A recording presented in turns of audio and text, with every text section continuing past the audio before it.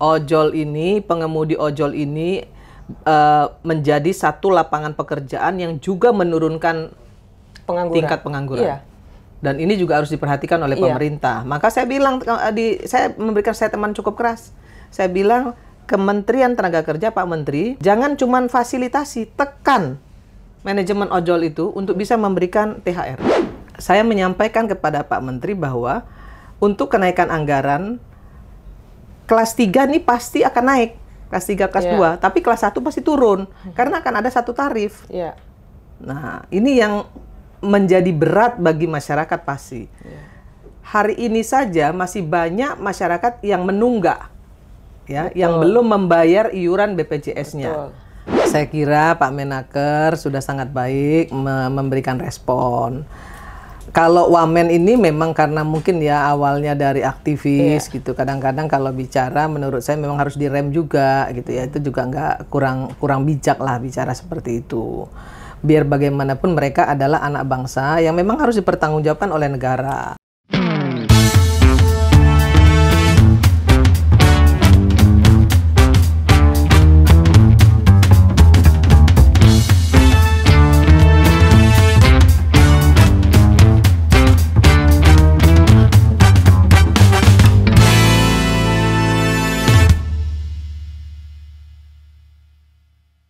Tidak perlu menjelaskan diri Anda kepada orang lain secara berlebihan, karena yang suka tetap suka dan yang tidak suka akan tetap tidak suka. Quotes dari Ali bin Abi Thalib ini disitir oleh narasumber kita yang hadir hari ini di Orator. Kakak Irma, apa kabar Kakak Irma? Alhamdulillah baik. Senang saya bisa bertemu dengan Kakak Irma Suryani yang dengan tingkat kesibukan tinggi bisa hadir bersama kami di Orator. Selamat atas diterimanya penghargaan Aspataki. Saya rasa karena perjuangan dengan kaum buruh dan segala perjuangan yang kaum migran dan sebagainya, ini adalah penghargaan yang sudah selayaknya didapat. Ya, saya kira sebagai bagian dari kawan-kawan buruh, karena saya pernah menjadi salah satu ketua umum ya Serikat Buruh di Tanjung Priok di Pelabuhan Indonesia. Saya memang fokus di perburuhan, itu fokus saya, passion saya.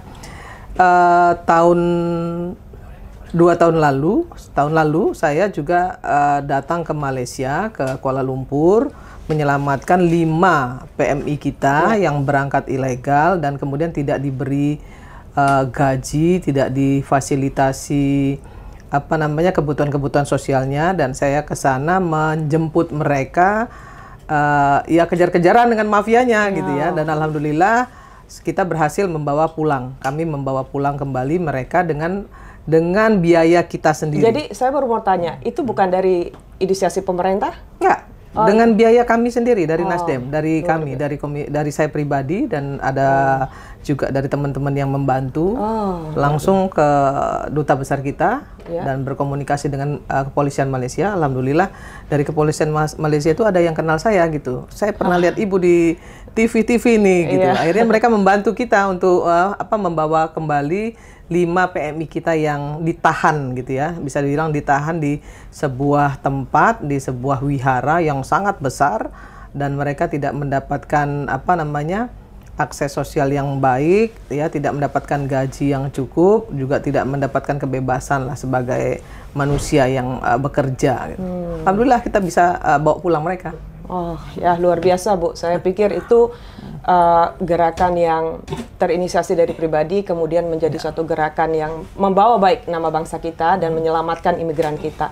Saya ini sering mengikuti berita-berita Ibu, podcast-podcast dan sebagainya, tapi saya tidak pernah mendapat cerita utuh kenapa kok Ibu tertarik atau berkecimpung di perburuhan ini. Jadi saya pribadi memang sejak dari mahasiswa saya aktif ya di beberapa organisasi, dan saya memang sangat fokus, intent, dan ingin memperjuangkan kawan-kawan buruh ya di Indonesia, karena yang saya lihat teman-teman buruh ini ditempatkan di klaster ya, klaster kelas 3 dalam posisi sosial ekonomi masyarakat, dan menurut saya itu nggak benar, nggak boleh dilakukan seperti itu. Seluruh rakyat Indonesia memiliki hak yang sama.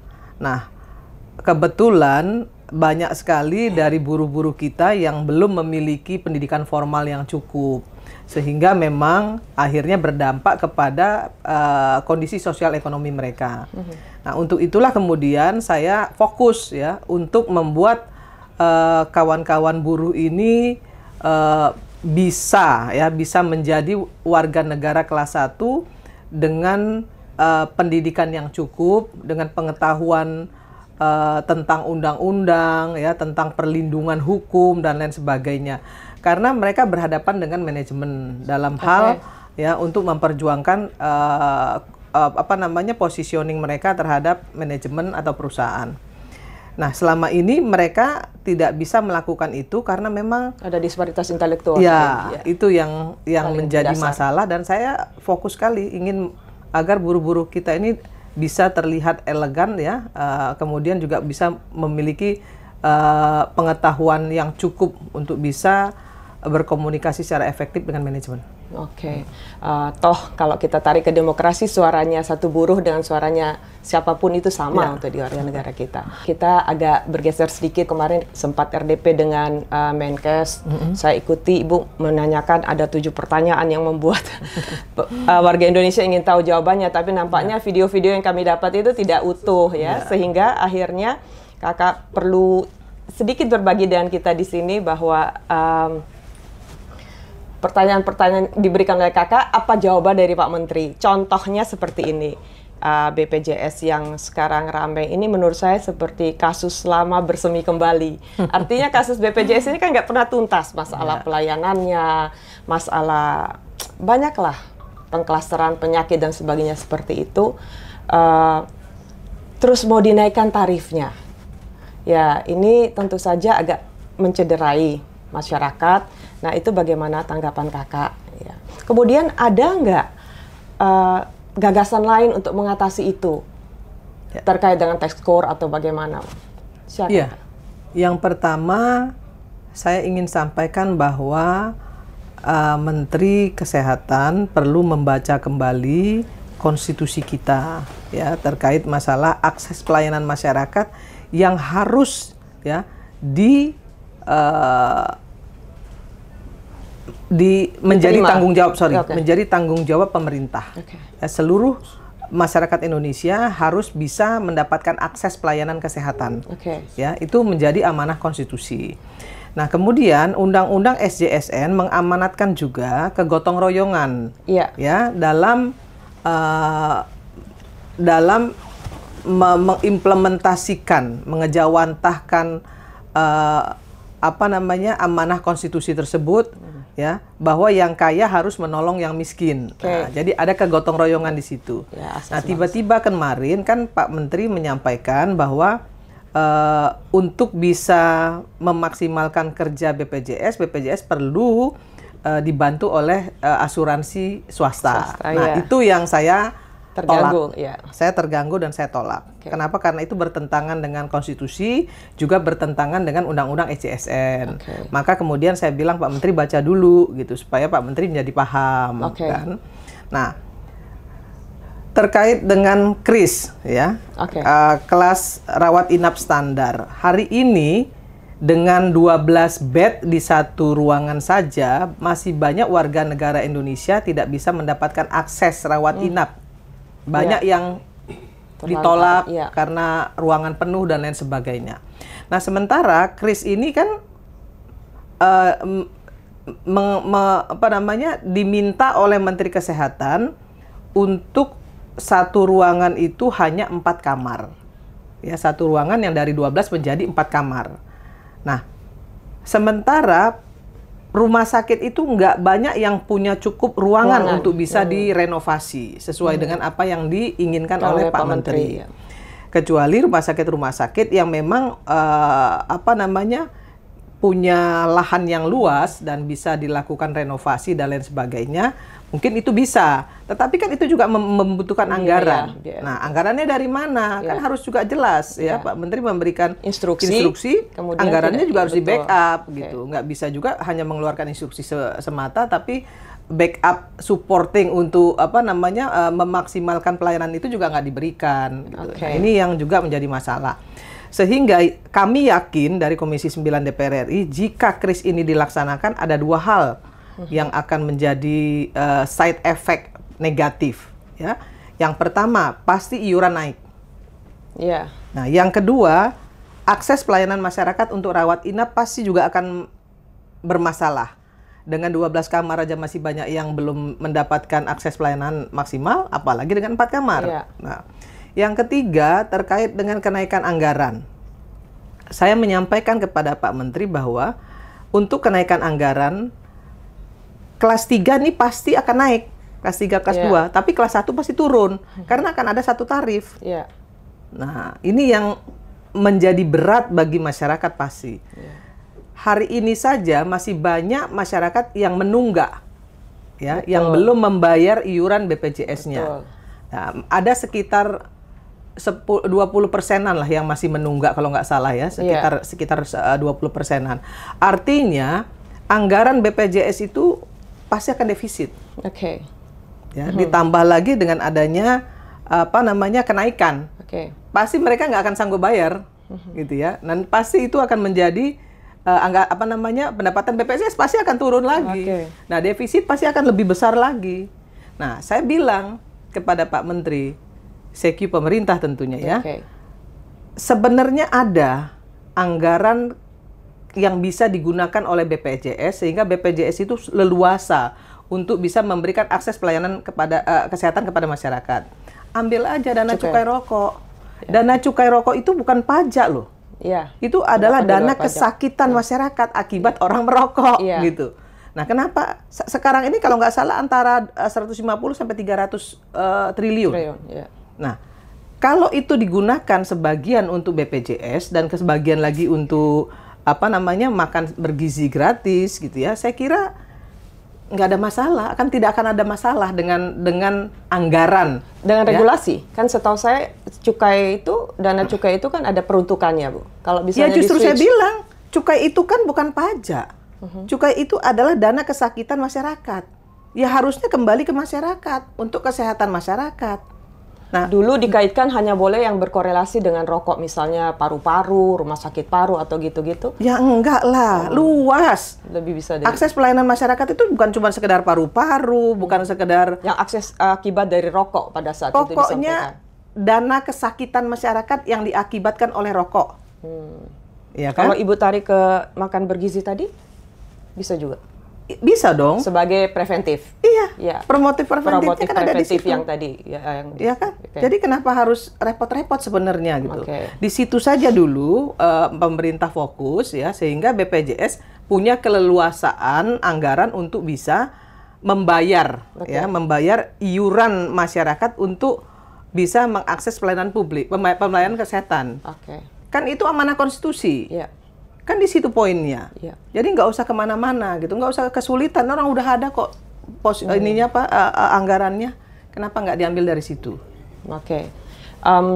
Kembali ke BPJS ini lebih kepada kuratif. Kalau misalnya promotif preventif ini, apakah pemerintah sudah cukup aktif atau menurut Ibu? Makanya kemarin saya bilang kepada Menteri Kesehatan, promotif preventifnya pasti tidak maksimal, tidak jalan maksimal. Sehingga karena kuratifnya tinggi. Seharusnya kalau promotif preventifnya jalan, kuratifnya pasti turun gitu. Nah, ini yang nggak jalan, nih promotif dan preventifnya.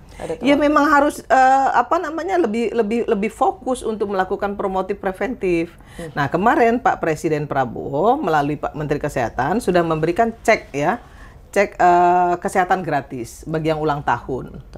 Sebelumnya di 2 periode Pak Jokowi sebenarnya sudah ada juga cek kesehatan gratis. Ini sudah ada yang sudah difasilitasi BPJS untuk ke Vaskes 1 puskesmas. Cek darah, tekanan darah, ya itu kan berkaitan dengan hipertensi. Kemudian cek gula darah, itu kan terkait dengan diabetes. Kemudian cek kolesterol, itu jantung dan lain-lain gitu. Kemudian asam urat, itu sudah ada. Nah, tapi 4 item ini banyak masyarakat yang belum paham, belum ngerti kalau ternyata mereka bisa mengakses itu secara gratis di puskesmas. Nah, ini kan harusnya bisa tersampaikan secara baik ke publik. Ya, jadi ini seperti yang disampaikan kakak tadi, beberapa puskesmas itu malah dalam beberapa bulan ini hanya ada empat saja yang mengambil fasilitas itu karena ketidaktahuan. Jadi rasanya promosinya kurang ya. Informasi ke publiknya yang kurang. Nah, tapi saya juga mengapresiasi kerja Pak Budi Gunadi Sadikin ya terkait dengan beberapa aspek perbaikan di rumah sakit ya, alkes, obat-obatan, kemudian perbaikan-perbaikan di karakter ya. Dokter yang terjadi bullying, kemudian perundungan dan lain sebagainya, itu saya kira saya apresiasi. Saya mengapresiasi itu. Tapi untuk hal-hal tertentu saya memang kritisi karena saya kepingin beliau melakukan yang lebih baik lagi untuk Indonesia. Jadi kakak pernah bilang, selalu mengatakan saya nggak bakal ngomong kalau saya nggak paham. Ya. Dan saya sangat apresiasi kakak kalau bicara itu data. By data. Sehingga ketika mau dikonter pun sulit. Karena semua by data, insya Allah demikian ya. Nah, tentu kakak juga mengikuti. Kita agak jumping sedikit nih topiknya, mengikuti bahwa beberapa hari ke belakang ini the hot issue adalah ada hashtag kabur aja dulu. Nah, kabur aja dulu ini rame banget menjadi trending dan mendapat perhatian dari berbagai kalangan, termasuk Pak Menteri kita. Ya, Pak Menteri kita merespon dengan mengatakan bahwa kita akan memperbaiki, kita akan concern lebih kepada bagaimana menciptakan lapangan kerja dan sebagainya.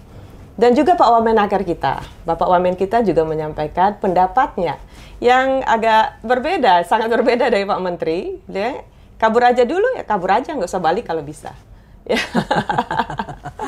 Kira-kira kakak bagaimana dalam menyikapi itu? Saya kira Pak Menaker sudah sangat baik memberikan respon. Kalau Wamen ini memang karena mungkin ya awalnya dari aktivis gitu. Kadang-kadang kalau bicara menurut saya memang harus direm juga gitu ya. Itu juga nggak kurang bijak lah bicara seperti itu.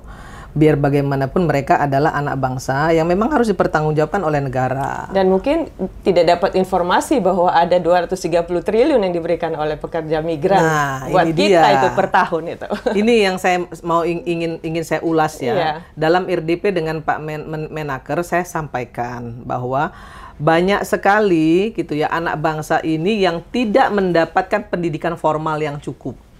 Hanya sampai SMP. Nah, bagaimana caranya SDM kita yang besar ini bisa bermanfaat dan menghasilkan devisa negara yang besar untuk kita seperti Filipina? Maka saya sampaikan usulan saya, berikan pendidikan vokasi, ya, pendidikan skill, berbasis skill yang dibutuhkan pasar tenaga kerja lokal maupun internasional, sehingga pasar tenaga kerja lokal dan internasional itu terbuka lebar karena mereka memiliki skill yang cukup untuk itu sesuai dengan kebutuhan pasar tenaga kerja. Nah, ini yang saya sampaikan gitu. Kenapa Filipina bisa, kok kita nggak bisa gitu? Sementara kita punya jauh lebih banyak yang bisa dilakukan oleh Filipina. Kami dari Komisi 9 pernah juga kita kunjungan kerja ke Filipina gitu ya. Bahasa. Nah, terkait bahasa ini memang kita sangat kurang sekali. Nah, kenapa kita tidak fokus? Pertama di bahasa, kedua di skill yang dibutuhkan oleh pasar tenaga kerja yang seperti saya bilang, nasional dan internasional. Kalau itu dilakukan, saya kira kita kan dalam bonus demografi ini ya, di mana tenaga kerja tua yang pensiun sedikit sementara yang mau kerja ya tenaga kerja muda ini banyak.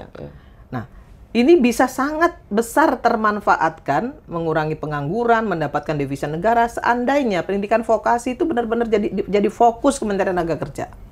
Iya, jika tidak tentu akan kalau bonus demografi malah menjadi persoalan ketika tidak di-prepare dengan baik. Akan ada pengangguran berjemaah nanti. Iya, dan usia produktif.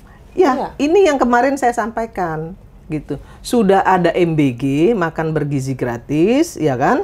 Ditambah lagi satu program utama itu pendidikan vokasi. Saya kira dengan adanya dua ini harusnya Indonesia ke depan menuju Indonesia emas itu saya kira bukan satu hal yang mustahil. Karena dua inilah yang paling penting. Satu, memberikan gizi yang cukup sehingga otaknya berkembang. Yang kedua, menciptakan lapangan pekerjaan dengan akses pelayanan ketenaga kerjaan yang cukup. Oke. Berbicara ketenaga kerjaan, perburuhan, tentu kakak ingat undang-undang pelindungan pekerja rumah tangga, yang saya pada saat jadi ketua kaukus perempuan politik di daerah, Bu, sekitar hampir 20 tahun yang lalu itu sudah audiensi dengan inisiatornya. Dan sampai sekarang masuk keluar di badan legislasi. Kendalanya apa itu kok tidak ada endingnya? Dari 2014 saya mengawal undang-undang penata rumah tangga ini. Dari yang tadinya banyak yang takut karena nanti positioning pekerjaan itu sama seperti di luar negeri, yang masak-masak, yang nyuci-nyuci, yang ngomong-ngomong, terbagi-bagi, sehingga nanti satu keluarga harus punya 3 atau 4 penata rumah tangga. Nah, itu yang dikhawatirkan banyak pihak di Indonesia. Karena di Indonesia penata rumah tangga itu mengerjakan semua hal, nah kan, mengerjakan banyak hal. Dan tidak ada batas waktu. Tidak ada batas waktu. Tapi perlu diingat bahwa di Indonesia mereka tinggal di rumah kita, makan sama kita, semua kebutuhannya ditanggung oleh majikan, gitu kan. Nah, akhirnya itu saya komunikasikan dengan Jala PRT, sama kawan-kawan Jala PRT. Inilah yang menjadi masalah, gitu, sehingga banyak yang menolak. Ada juga kalau di Jawa itu kan ada satu kearifan lokal yang namanya ngenger. Yang ngenger itu adalah anak saudara yang tinggal di rumah kita, kemudian kita sekolahkan, tapi dia juga membantu di rumah, gitu. Nah, yang seperti ini jadi masalah.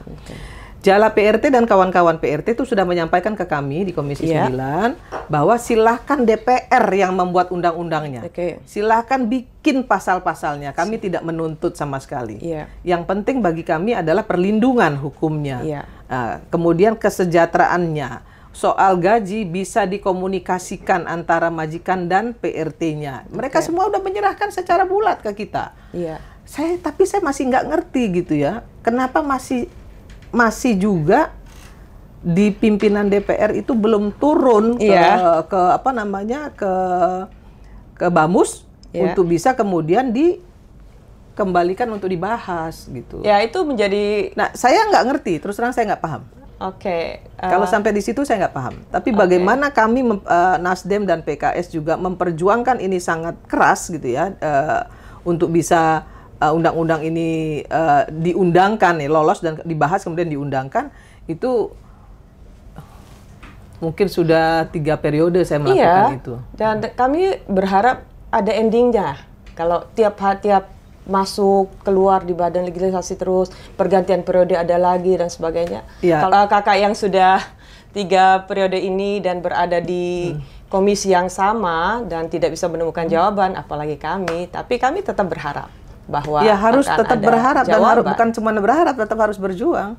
Dan kawan-kawan di parlemen dan pemerintah harusnya menurut saya tolonglah memberikan empati kepada pahlawan devisa negara ini ya. Mereka hanya butuh perlindungan kok, nggak yang lain gitu. Kenapa sih begitu sulitnya gitu ya untuk bisa membantu mereka mendapat perlindungan di dalam negeri. Sementara kalau kita ngotot selama ini PRT kita di luar negeri untuk minta perlindungan dari negara penempatan, sementara di negara kita sendiri kita nggak melakukan perlindungan, kan lucu gitu ya. Ini nggak make sense banget gitu. Nah, ini yang juga harus menjadi perhatian dari kawan-kawan di parlemen dan juga pemerintah. Kalau harus ada komitmen lah terhadap keberpihakan terhadap kawan-kawan PRT ini. Semoga ada kaukus perempuan parlemen kah, mungkin perlu kakak motivasi juga untuk. Kita juga mau melakukan audiensi ke beberapa kementerian dan juga ke praksi-praksi nanti, insya Allah. Senyampang dengan itu, bagaimana dengan keselamatan dan kesehatan kerja pekerja kita? Menurut kakak, bagaimana? Apakah mereka sudah dapat yang cukup atau? Saya kira sampai hari ini kalau perlindungan aja belum, pasti kesejahteraannya belum lah. Jawabannya simple, ya. Dan ini yang harus dipikirkan oleh pemerintah. Nah, saya melihat Pak Presiden kita sekarang fokus untuk kesejahteraan masyarakat, ya, sehingga ada banyak efisiensi yang dilakukan ke kementerian-kementerian. Lebih anggarannya lebih untuk yang bersentuhan dengan masyarakat langsung. Ini nggak gampang memang, saya tahu ya. kita bisa lihat ya kemarin ada demo mahasiswa ya, yang menolak efisiensi anggaran di Kemendikbud gitu. Sementara saya menanyakan hal ini kepada pemerintah bahwa yang diefisiensi itu tidak ada kaitannya dengan akses pelayanan kepada kemahasiswaan. Itu jawaban pemerintah. Nah, yang kedua terkait ini yang belum tersampaikan mungkin. Nah, ini yang saya mau sampaikan. Nah, yang kedua terkait dengan konsesi tambang yang katanya diberikan kepada perguruan tinggi itu juga di undang-undang juga udah dihapus gitu. Jadi salah satu yang dituntut mahasiswa itu kan menghapus itu udah selesai. Sebenarnya udah selesai. Mahasiswa mungkin belum mendapat informasi. Jadi mereka meminta sesuatu yang sebenarnya sudah dihapus. Udah dihapus. Belum, tapi mungkin mereka belum mendapatkan informasi itu. Maka sekarang saya kasih tahu, saya informasikan bahwa itu sudah dihapus. Kemudian yang efisiensi Kemendikbud ini juga disampaikan oleh pemerintah bahwa tidak menyentuh efisiensinya tidak menyentuh pelayanan akses pelayanan ke kemahasiswaan. Jadi nggak ada efek, tidak efek kepada pelayanan kemahasiswaan.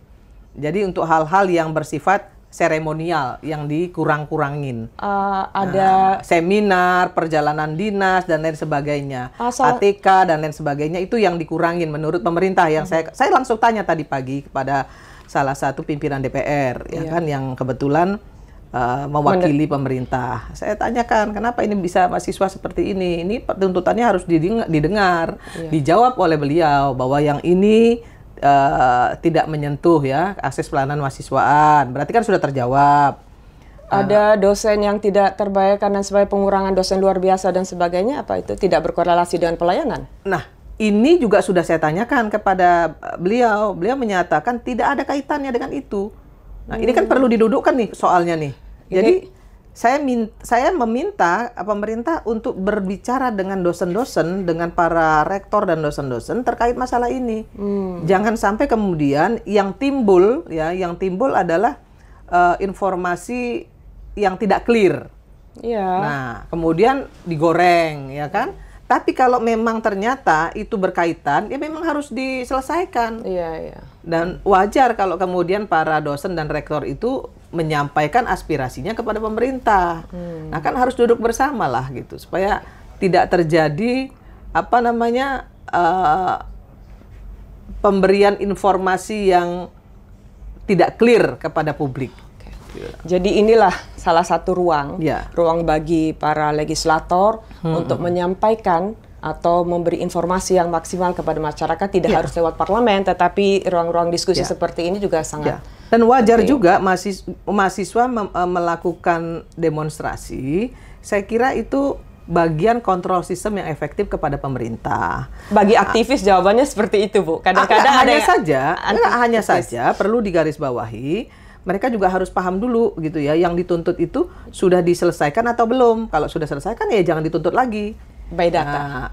By data. Jadi mahasiswa juga harus diberikan informasi-informasi sehingga mereka tidak menyampaikan hal-hal yang sebenarnya sudah selesai. Jadi nampaknya informasi yang mereka terima ini tidak utuh. Ada beberapa, tapi ada beberapa juga yang menurut saya ya wajar mereka sampaikan. Ya maksudnya tidak utuh sehingga yang terkait ada Minerba dan tuntutan yang sudah selesai sebenarnya. Ada juga tuntutan yang memang harus didengar oleh pemerintah untuk diselesaikan gitu. Saya kira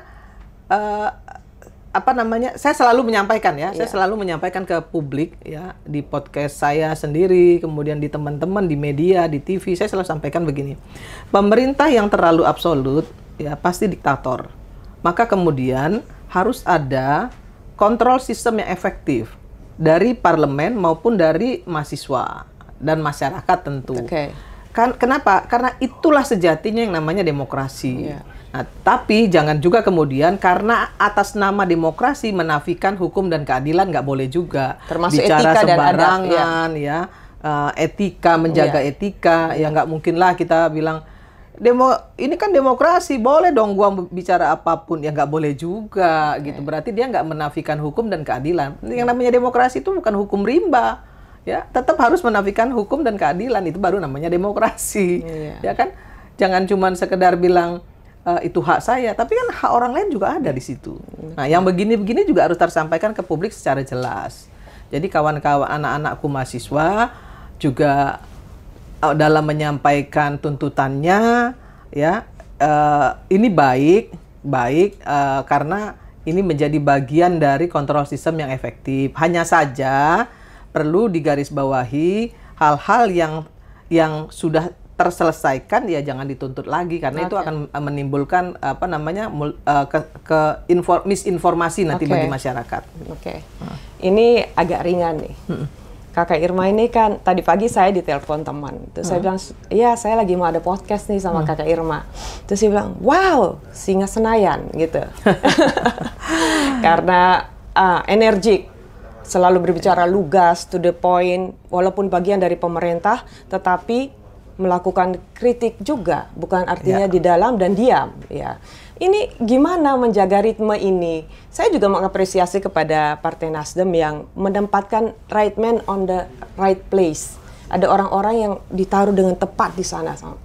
Kakak Irma ini udah 3 periode di Komisi 9. Berarti kan tidak putus pemahamannya dari beberapa tahun yang lalu itu sampai sekarang terbawa. Nah, ritme menjaga energi, kan orang sudah 2 periode kan udah melemah, ya, udah ada kebosanan, ada apa. Bagaimana kakak menjaga itu? Saya kira saya menempatkan diri bukan sebagai pejabat negara, tapi sebagai wakil rakyat. Nah, banyak juga dari teman-teman wakil rakyat yang seharusnya menempatkan posisinya seperti itu. Jangan dilayani, tapi harus melayani. Nah, itu yang pertama. Nah, yang kedua, Pak Surya Paloh selalu menyampaikan kepada kami bahwa kami ini harus menjadi kontrol sistem yang efektif, ya, baik kepada publik, maupun kepada pemerintah, juga pada parlemen, gitu. Kenapa? Walaupun kita berada dalam satu koalisi, kita harus membackup pemerintah itu secara konstruktif gitu. Jangan membebek gitu. Kalau kita membebek justru kita menjerumuskan pemerintah. Kita harus menyampaikan program-program pemerintah yang bermaslahat ya secara lurus kepada masyarakat, supaya orang-orang yang selalu bikin masalah ini ya tidak bisa menjadi bisa menjadi kontrol bagi orang-orang yang bermasalah ini gitu ya, untuk bisa meluruskan kepada publik ini loh sebenarnya yang dilakukan pemerintah yang ini nih nggak benar nih gitu. Nah, itu juga harus tersampaikan kepada masyarakat. Kita harus bisa menjadi corong masyarakat tapi juga harus menjadi corong pemerintah. Saya berada di posisi itu gitu ya. Kalau pemerintah ada program pemerintah yang tidak pro rakyat, negatif impact, pro rakyat ya, tidak pro rakyat atau negatif impact terhadap kondisi sosial ekonomi masyarakat, pasti saya kritisi dan saya kasih masukan. Tapi saya nggak menyerang-nyerang gitu ya, tidak memaki-maki, tidak membuli-buli gitu. Saya menyampaikan bahwa ini seharusnya seperti ini, jalan keluarnya bisa seperti ini. Nah, mudah-mudahan apa yang saya sampaikan itu diterima oleh pemerintah, kan begitu. Nah, kalau bermaslahat, saya pasti harus sampaikan juga. Ini ada program pemerintah yang belum tersampaikan ke publik. Publik harus tahu. Misalnya, Perlinsos itu perlindungan sosial. Itu nggak hanya sembako, tapi ada subsidi listrik, ada subsidi BBM, ada yang namanya jamban bersih, ada yang namanya bedah rumah. Itu bagian dari Perlinsos. Itu bagian dari bansos. Nah, tapi siapa yang menyampaikan bansos ini kepada masyarakat? Kan Pemda, pemerintah pusat melalui Pemda gitu. Jadi nggak boleh juga kemudian digoreng-goreng seolah-olah bansos ini menjadi alat pemerintah gitu ya. Saya kira itu yang juga nggak benar gitu. Jadi harus juga tersampaikan ke publik bahwa program-program pemerintah itu dilaksanakan oleh pemerintah daerah gitu. Itu juga harus tersampaikan ke publik supaya publik tahu ya bahwa nggak semuanya itu harus menjadi tanggung jawab pemerintah pusat, tapi ada juga yang menjadi tanggung jawab pemerintah daerah dan pusat. Gitu. Dari sekian yang disampaikan oleh Kakak Irma ini nampaknya tidak semua informasi dari pemerintah pusat itu tersampaikan dengan baik ke masyarakat. Iya, karena ada otonomi daerah itu juga menjadi salah satu alasan banyak program pemerintah yang tidak dijalankan oleh pemerintah daerah. Dan pemerintah pusat tidak bisa berbuat apapun karena ada undang-undang otonomi daerah.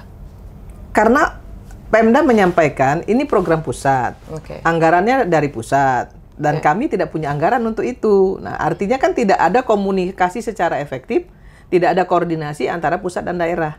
Nah, alhamdulillah di periode Pak Prabowo ini, Pak Prabowo menyatakan tidak ada lagi program daerah, yang ada program presiden, program pemerintah. Tidak ada dikotomi ya? Tidak ada dikotomi. Sehingga insya Allah program-program pusat itu akan berjalan di daerah dengan selaras ya. Oke. Itu kayak Jamkesnas dulu ya, Bu ya? Dulu ada Jamkesnas, Kakak kalau ingat Jamkesnas, ada Jamkesda, artinya mereka bekerja sama dengan sangat baik. Kemudian yang terputus adalah sekarang ini ketika kita bicara kembali ke BPJS, tidak ada tanggungan dari daerah, tidak ada bantuan daerah. Enggak, justru salah. Jamkesmas, Jamkesda itu alat politik raja-raja kecil di daerah untuk pilkada gitu ya.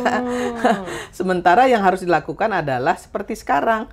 Jadi pemerintah daerah membayarkan ya masyarakatnya untuk PBI ya, untuk PBI, untuk menerima bantuan iuran, jadi UHC gitu ya.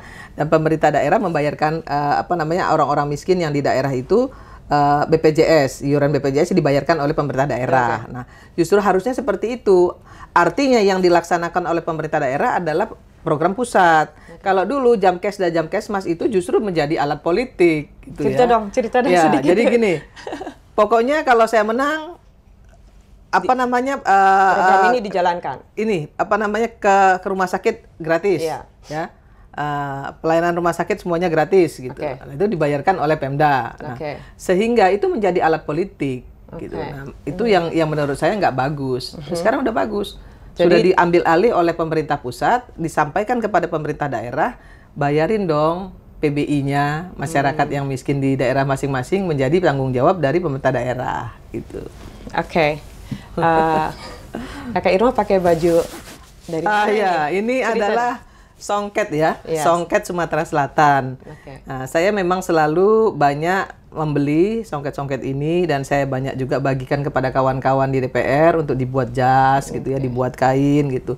Saya ingin memperkenalkan kearifan lokal yang kemudian bisa membuat songket ini bukan saja meng-Indonesia tapi mendunia gitu. Makanya saya selalu pakai. Dan kalau saya pakai ini pasti mereka tanya, keren banget loh gitu kan. Oh iya, ini adalah songket Palembang gitu. Berarti orator juga mesti dapat ya, Bu. Nanti kita mempromosikan UMKM daerah ya. Penting. Jadi mungkin menjadi inspirasi untuk daerah lain juga. Jadi Kakak Yuli Laiskolat itu justru selalu pakai baju NTT. Baju ini NTT ya. Karena tenun NTT. Iya. Nah, itu sangat menginspirasi sekali. Sekali lagi Kakak Irma, terima kasih atas waktunya. Sama-sama. Mungkin ada pesan-pesan akhir untuk pemerintah kita mengenai tenaga kerja dan sebagainya. Apalagi ini kemarin yang terbaru adalah demo dari ojol mengenai THR. Nah, saya sudah menyampaikan kepada Metro TV, juga kepada beberapa televisi, kemudian media. Saya menyampaikan bahwa pemerintah melalui Menteri Tenaga Kerja jangan hanya memfasilitasi kepada manajemen ojol ya, pemilik aplikasi untuk bisa membayarkan THR. Ya. Paksa mereka untuk bisa memberikan THR. Kenapa? Karena mereka kan modalnya itu cuma aplikasi. Tanpa pengemudi ojol, manajemen ojol itu nggak dapat apa-apa. Maka kemudian yang harus dilakukan adalah beri dong mereka mereka empati untuk Lebaran itu bisa mendapatkan ekstra, mendapatkan THR berapapun nilainya. Komunikasikan sanggupnya berapa ya disampaikan kepada pengemudi ojol. Gitu. Jangan sampai kemudian mereka sudah perlindungannya tidak dapat, kemudian kesejahteraannya pun juga tidak difasilitasi oleh pemerintah, kan juga nggak fair. Karena ini kan mungkin ojol ini hanya trigger, sebentar lagi bulan puasa dan tentu akan ada juga kasus-kasus yang sama sehingga jangan salah deh, pengemudi ojol ini menjadi satu lapangan pekerjaan yang juga menurunkan tingkat pengangguran. Dan ini juga harus diperhatikan oleh pemerintah. Maka saya bilang, saya memberikan statement cukup keras. Saya bilang, Kementerian Tenaga Kerja, Pak Menteri, jangan cuma fasilitasi, tekan manajemen ojol itu untuk bisa memberikan THR.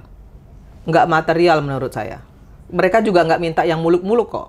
Hanya sekedar bagaimana mereka bisa mendapatkan THR untuk bisa berlebaran bersama keluarganya. Soal nilainya, negosiasikan. kok susah banget gitu. Betul. Ya kan? Semua pasti bisa dibicarakan. Harusnya bisa dibicarakan. Kalau kita duduk bersama, nggak ada yang nggak selesai. Oke. Terima kasih Kakak Irma. Sejak jadi aktivis, saya tidak pernah menerima gini-gini, kata Kakak Irma Suryani. Terima kasih atas waktunya dan sampai ketemu. Salam.